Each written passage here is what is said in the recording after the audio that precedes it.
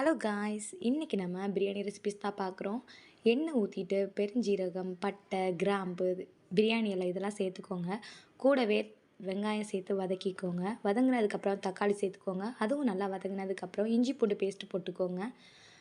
அதை நல்லா வதங்கி அந்த ஸ்மெல் போனதுக்கப்புறம் கொஞ்சமாக மஞ்சத்தூள், கொஞ்சமாக கரம் மசாலா இதை சேர்த்து நல்லா வதக்கி எடுத்துக்கோங்க.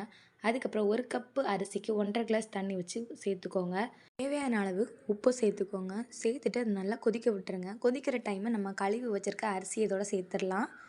சேர்த்துட்டு நான் நீ முட்டை பிரியாணி தான் பண்ண போகிறேன். ஆல்ரெடி முட்டை ரோஸ்ட் ரெடி பண்ணி வச்சுட்டேன்.